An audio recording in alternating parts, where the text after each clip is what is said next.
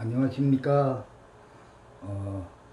건축시공 현장 실무 제4차시 강의를 시작하겠습니다. 오늘은 토공사가 끝나고 지정공사에 대해서 알아보도록 하겠습니다. 지정공사라는 것은 기초구조물의 하중을 집안면에 안전하게 전달하기 위하여 우리 집안을 개량하는 공사를 지정공사라고 합니다. 먼저 잡석 다짐이 있겠는데, 보통 우리가 기초를 줄기초나 온통기초를 할 때 터파기를 하고 난 다음에 잡석을 깝니다. 원래는 그 잡석을 지름이 200mm 짜리를 세워서 깔고, 세워서 차곡차곡 깔고 틈새를 콩자갈로 메우고 이렇게 했던 것이, 지금은 그런 잡석이 없습니다. 그러다 보니까 지름 보통 2cm에서 4.5cm 정도의 깬 자갈을 석분이라고도 하고 깔고, 가장자리부터 주황부로 이렇게 깔아서 다지게 됩니다. 자, 이 잡석을 깔면은 어떻게 해서 지방 계량이 되냐면,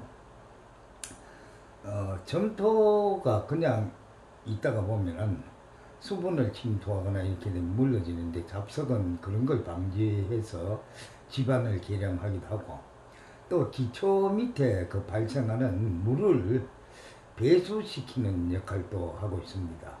그렇게 해서 집안을 계량하기 때문에 잡석을 깝니다.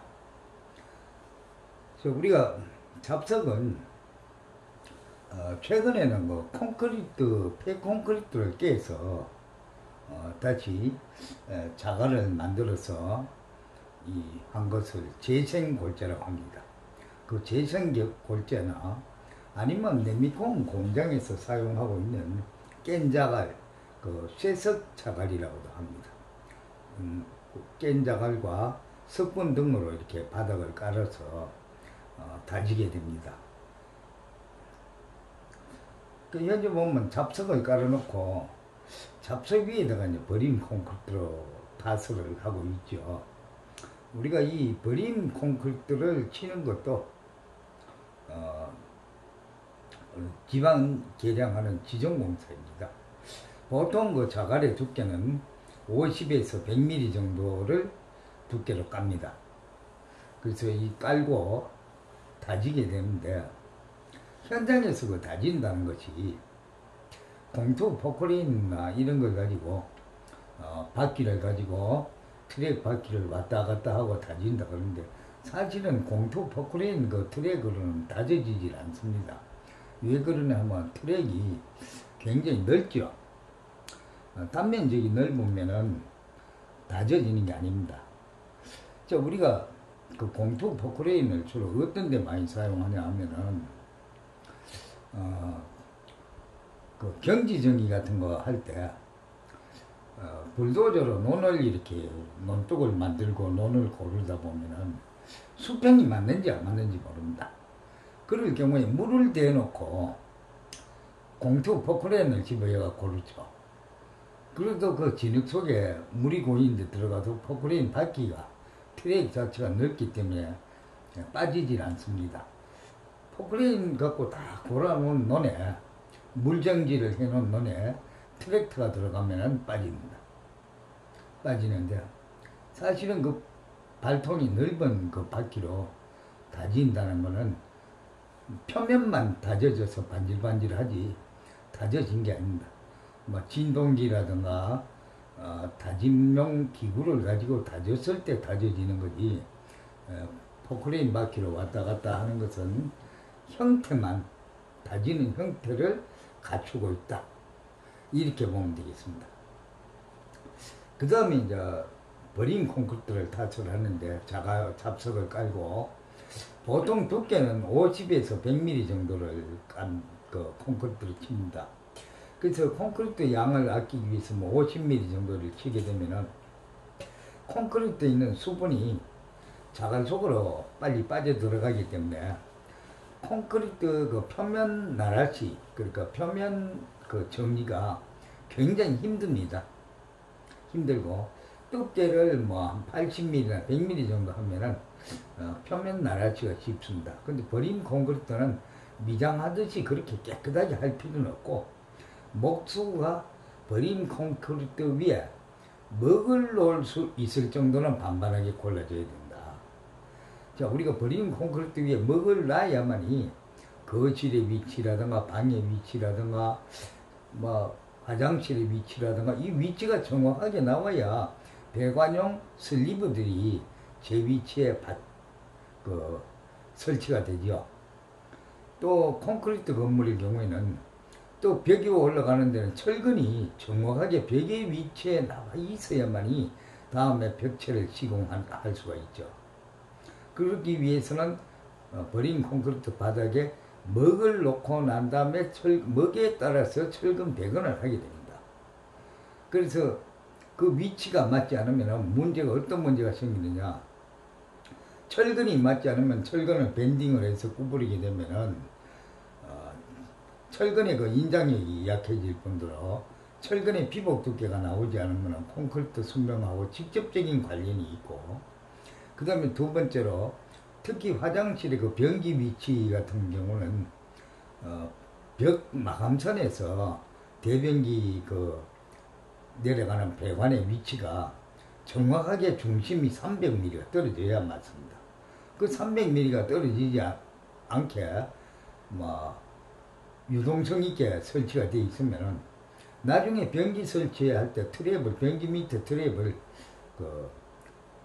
편심이라고 해서 50mm 편심이나 100mm 편심을 쓰게 되는데, 100mm 편심 같은 경우는 쓰고 나면은 변기를 한 2, 3년 사용하면 무조건 막히고 50mm 편심 정도는 써도 괜찮기는 하지만 수직으로 바로 내려가는 게 좋겠죠.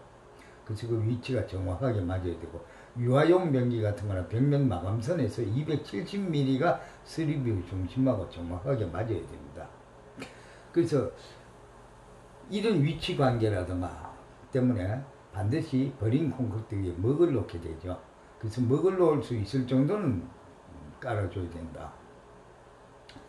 그 다음에 버린 콘크리트는 말 그대로 버리는 콘크리트죠. 단순히 먹을 놓고 또 집안을 개량하기 위한 효과가 있는 거죠. 버린 콘크리트가. 그러다 보니까 돈이 싼 거를 깔게 됩니다. 그래서 압축 강도가 보통 14MPa. 여기에서 MPA로 하는 거를 우리 킬로그램으로 고치면은 140kg/cm 자성 정도의 압축 강도. 그러니까 14MPa 정도의 콘크리트를 두께 50에서 80mm 정도로 가장 많이 타설을 합니다. 경우에 따라서는 100mm 정도 치는 경우도 있고. 자, 버린 콘크리트는 집안 개량과 동시에 먹매금을 하기 위한 것이다. 목수가 먹을 놓기 위한 것이다. 그래서 우리가 버린다. 그래서 버린 콘크리트라고도 하고, 또 맨 밑에 깔리는 콘크리트라고 해서 밑창 콘크리트라고도 합니다. 맨 밑에 깔리는 콘크리트라고 해서, 그래서 우리가 기초공사하고 달리 버린 콘크리트는 지정공사에 포함이 된다. 지방 개량하는 효과와 목수가 먹을 놓기 위한 효과가 있다. 자, 버린 콘크리트를 타설하고 사진에처럼 기준틀이 이렇게 기존에 터파기 할 때 설치되었던 그 기준틀에서 실을 십자 방향으로 다 치고 줄을 이용해서 콘크리트 바닥에 줄을 수직으로 달아내려서 콘크리트 바닥에다가 먹줄을 이렇게 놓게 됩니다. 먹줄을 놓고, 그래서 건축물의 정확한 위치가 맞아져야 되겠죠. 자, 이 버린 콘크리트가 끝나면 기초공사가 되는데, 최근에 와서는 이 버린 콘크리트 위에 단열재를 스티로폼을 50mm나 100mm 정도를 많이 깝니다. 종전의 건축물은 버린 콘크리트 위에 단열재를 깐 적이 없습니다. 뭐 비용도 들어가고 또 까는 인건비도 들어가고 이렇게 하기 때문에 까는 일이 없고, 지금 경제적으로 좀 풍요로워지면서 버린 콘크리트 위에 단열재를 까는 이유는 집안에서 올라오는 습기를 기초 구조에 침투하지 않도록 또는 방바닥 속까지 올라오지 않도록 차단시키기 위해서 스티로폼 단열재를 많이 깝니다. 그래서 단열재를 깔고 단열재 위에 먹을 놓기도 하고, 또 단열재를 깔지 않을 경우에는 바로 버린 콘크리트 위에 바로 먹을 놔야 됩니다. 먹을 놓고, 그 다음에 이제 그 위에 시작하는 것부터 기초공사라고 그러죠. 자, 기초는 건축물의 구조체입니다. 말 그대로 버린 콘크리트까지는 지정공사이고, 버린 콘크리트 위에 올라 있는 그 기초공사는 건축물의 구조체다. 자, 건축물의 상부 구조물의 하중을 집안면에 안전하게 전달하는 구조로 건축물에 있어서는 대단히 중요한 부분이다 라고 했습니다. 기초가 굉장히 중요하죠. 기초가 잘못되면 건물이 침하될 수도 있고 균열이 갈 수도 있고 굉장히 중요한 부분입니다. 그 다음에 먹매김은 건축공사 시에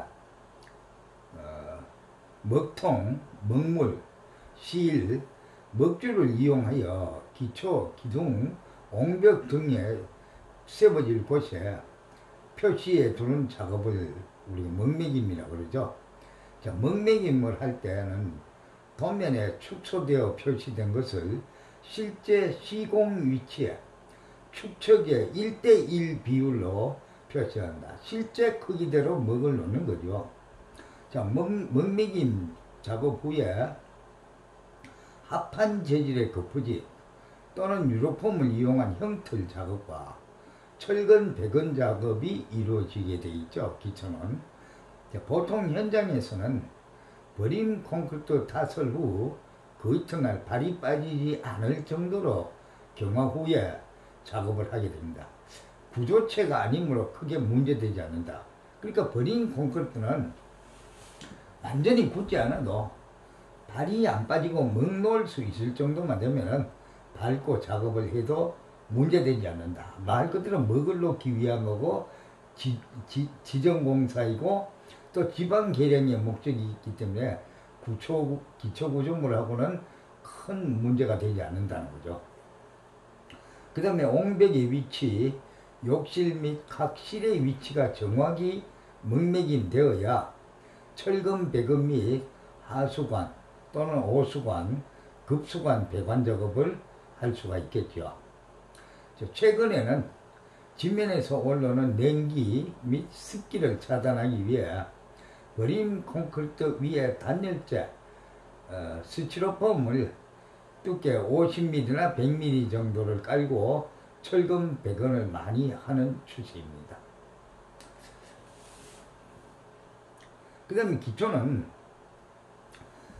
기초 철근 배건 계획을 세워서 철근 가공을 하죠. 접어야 될 거는 접고 잘라야 될 거는 자르고 하는 것을 우리가 가공이라고 합니다. 철근의 가공은 복잡하고 중요한 공사가 아닌 경우에 대부분 현장에서 합니다. 뭐 교량이라든가 굉장히 복잡하고 양이 많은 경우는 철근 가공 공장에 도면하고 철근 재료를 보내서 가공을 해서 오기도 하고, 또 뭐 교량이라든가 이 굵은 철근이 많이 들어가는 거는 가공 공장에서 하고, 아파트처럼 가는 철근이 주로 들어가는 구조물은 대부분 다 현장에서 가공을 합니다. 또 단독주택도 마찬가지고. 가공기구는 절단기, 철근을 절단하는 절단기, 철근을 구부릴 수 있는 기계 바벤더, 후커 파이프, 우리 수동으로 또 구부릴 수 있는 후커 파이프 등을 이용해서 철근을 가공을 합니다. 그 다음에 철근을 갖다 가공을 하고 철근의 현장에 배치해서 철근을 이제 그냥 깔아놓는 게 아니고 결속선이라고는 철사로 엮게 되는데 10번에서 18번에서 20번 철선을 사용해서 단단히 이제 고정을 하죠. 철근 이음 및 정착 길이.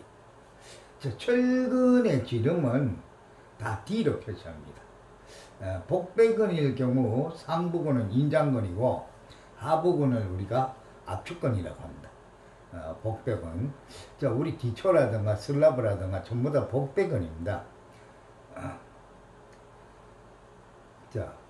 현재 그 밑에 사진을 보면 맨 밑에 이 깔은 철근이 하부 철근이고 여기에 똑같은 방법으로 상부 철근이 한 겹이 더 깔립니다. 그래서 복배근이라고 그러고 밑에 한 가닥만 깔고 하는 경우는 싱글이라고 하죠. 싱글 철근. 그래서 대부분 기초라든가 슬라브는 다 복배근입니다. 또 옹벽도 두께가 200mm가 넘게 되면은 전부 다 복배근입니다. 복철근입니다. 그래서 철근은 우리가 이 보면은 철근의 이음이라고 하는 게 굉장히 중요합니다. 그래서 철근의 이음은 보통 콘크리트는 그 압축력을 받는 부분은 25D, 그러니까 철근 지름의 25배 이상을 하고, 인장력을 받는 부분은 철근 지름의 40배 이상을 한다. 그 다음에 철근의 그 경량 콘크리트 경우는 압축력을 받는 부분은 30배, 철근 지름의 30배를 하고, 인장력을 받는 부분은 철근 지름의 50배를 한다. 이렇게 있습니다. 그러면 잠깐 칠판을 잠깐 보고 다시 설명을 드리도록 하겠습니다.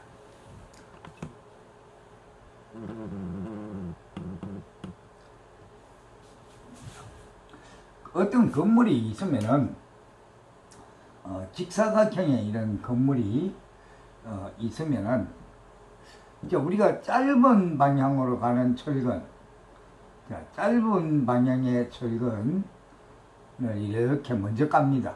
순서가. 그러면 이 짧은 방향의 철근, 단변 방향이라고 하죠. 단변 방향이 주철근입니다. 주철근. 이 짧은 방향으로 가는 철근이 바닥 철근이든 슬라브 철근이든 다 힘을 받는 거고, 그 다음에 길이 방향에 가는 철근을 깔게 됩니다. 깔고 결속을 한다 그러는데 이 부분들을 전부 다 결속선이라고 하는 그 18번이나 20번 철선으로 이렇게 다 묶어주는 거죠. 옛날에는 이거 막 한 칸 건너 하나씩 하고 그러는데 지금은 빼먹는 게 없습니다. 전부 다 엮어야 합니다. 다 엮고 하고, 그 다음에 이 길이 방향의 철근.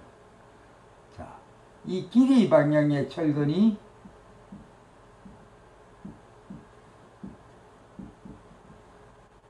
온도철근, 온도철근 또는 배력근, 배력근이라고도 하고 온도철근이라고도 합니다.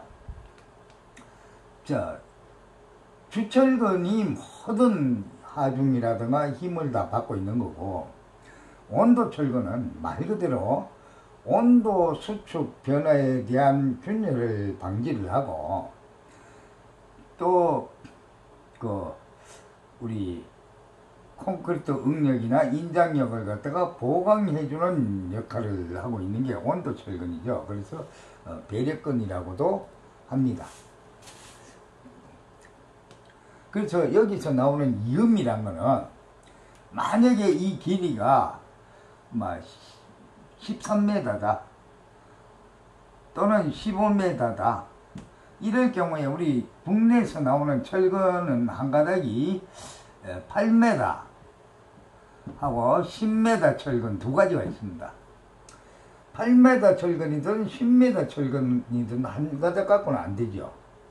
15m 같으면 그러면 어느 지점에 와서 철근 한 가닥이 끝나는 지점이 있고, 다음 지점에 연결하는 거는 요만큼 겹쳐서 두 개소를 이렇게 묶어주고 엮어서 겹침이음이라고 그러죠. 자, 한 가닥이 이렇게 오면은 다음 가닥은 이렇게 연결을 해서 결속을 두 군데를 이렇게 묶어주는 거죠. 이렇게 엮어주는 이 겹친 길이가 압축력을 받는 데는 철근지름의 25배고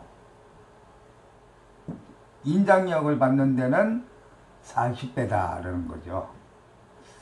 자, 철근지름이 10mm 같으면은 20배면은 20cm를 엮어주면 되겠죠. 또 철근지름이 19mm 같으면은 38cm를 엮어주면 되는 거죠. 겹쳐주면 되는 거죠. 또 40배 같으면은 철근지름의 40배를 계산을 해서 겹쳐주면 되는 거죠. 철근지름이 10mm 같으면 40cm가 겹쳐지는 거고, 25배 같으면 10mm 철근에 25배 같으면은 25cm를 겹쳐주면 되는 거예요. 그래서 철근 굵기에 따라 그 겹침 이음 길이가 다르다. 그 다음에 그러면 가는 철근하고 굵은 철근하고 엮을 때는 어떻게 하느냐?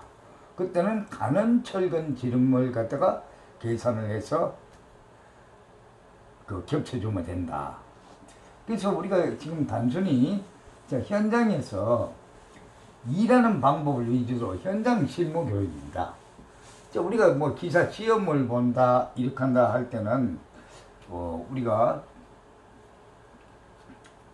뭐 철근 지름 곱하기 뭐 몇 배 곱하기 FY라고 해서 철의 항복 강도가 필요하겠죠.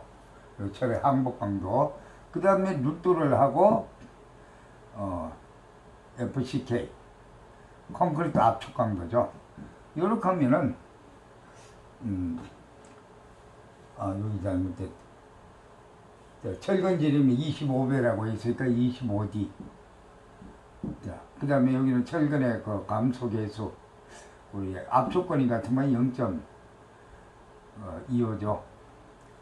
자, 이렇게 해서 하는 거. 기사 시험 같은 거 볼 때는 이렇게 하는 거고, 뭐 인장근 같으면 0.6 이렇게 하는 거고, 우리가 기사 시험을 보거나 어떤 문제를 풀려고 하는 게 아니고 현장에서 작업을 중심으로 하는 교육이기 때문에 압축근은 25배, 인장근은 40배를 연결해 준다. 보통 우리가 보통 콘크리트죠. 경량 콘크리트를 다스라는 경우는 거의 없죠. 거의 없고 일반적으로 전부 보통 콘크리트를 합니다. 경량 콘크리트는 뭐 ALC 그 주 재료가 경량 콘크리트인데 뭐 단열을 목적으로 하는 어떤 구조물, 뭐 우리나라에서는 그렇게 이 경량 콘크리트를 사용해서 건축물을 직접 철근 콘크리트 공사를 하는 경우는 거의 없다 이렇게 보면 되겠습니다. 그래서 실질적으로 현장에 철근 팀장이나 철근 오야지들은 전부 다 철근 공사업자는 전부 다 압축근은 25배, 인장근은 40배. 다시 화면으로 돌아가서 이렇게 알고 있습니다. 알고 있고, 그 다음에 자, 인장근은 어떤 거고 압축근은 어떤 거냐? 그럼 하부 철근은 아까 압축근이라고 그랬어요. 그 다음에 저 위에 상부 철근, 복철근인데 상부 철근은 인장근이라고 그랬어요. 그럼 상부 철근은 40배를 해야 되고 하부 철근은 25배를 하면 되겠죠. 그 다음 철근 이음은 인장력이 적은 곳에서 이음을 하고, 그 다음에 동일 장소에서 철근 수의 반 이상은 있지 않는다 그랬어요. 자, 우리가 아까처럼 15m 건물에 처음에 한 가닥을 쭉 다 깔아놓고 그 다음 이음 어떤 한 특정 부분에서 전체 다가 이음이 생깁니다. 그렇게 하면 안 된다는 거죠. 자, 비교적으로 그러니까 이음 부분이 똑같이 되도록 하는 게 아니고 절반은 우측에 절반은 좌측에 가도록 이렇게 배치를 해서 이어야 한다. 그 다음에 철근이 굵기가 뭐 건축 단독주택 현장에서는 29mm 철근을 쓰는 경우가 없어요.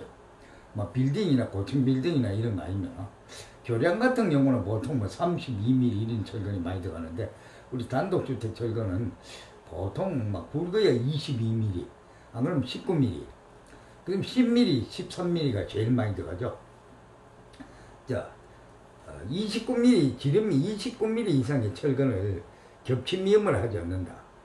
29mm 철근을 두 개를 딱 갖다 폭에 겹쳐서 이어버리면 이게 벌써 뭐 58mm 정도의 굵기가 나오면 그 철근이 겹쳐 이은 자리는 콘크리트 양이 적게 들어가집니다. 콘크리트 양이 적어지면 콘크리트 응력이 부족해져 버립니다. 그래서 29mm 이상의 철근은 겹침이음을 하지 않는다. 그러면 어떡하냐? 가스 압접이라든가 슬리브, 나스화식으로 이렇게 해서 나선형을 만들어서 슬리브 이음을 하게 되는 거죠. 그 다음에 철근이 지름이 다를 때는 철근의 굵기가 굵은 철근과 가는 철근을 사용할 때는 작은 철근을 기준으로 한다. 그 다음에 보의 철근 이음은 상부근은 중앙량, 보의 철근은 상부근은 중앙 부분이 전단력이 제로입니다. 그 인장력을 받지 않는 부분이죠. 전단력이 없다. 그 다음에 하부근은 단부야. 그러니까 전체 보길이가 10m면 4등분을 해서 하부근은 단부라 하는 것이 전체 길이의 4분의 1 되는 지점에서 이음을 하는 거고, 거기가 바로 전단력이 발생하는 부분이죠. 그 다음에 상부근은 중앙량, 전단력이 제로인 중앙량인데 가운데가 부러지는 경우는 없습니다. 4인장 균열이라고 해서 항상 기둥에서 4분의 1 지점, 전체 길이의 4분의 1 지점에서 보가 균열이 가거나 끊어져서 건축물이 붕괴가 되기 때문에 상부근의 인장근은 중앙에, 하부근은 단부에서 한다. 자, 오늘은 여기까지 하고 그 5차시 강의에서 철근 배근하는 순서를 갖다가 공부를 하도록 하겠습니다. 수고했습니다.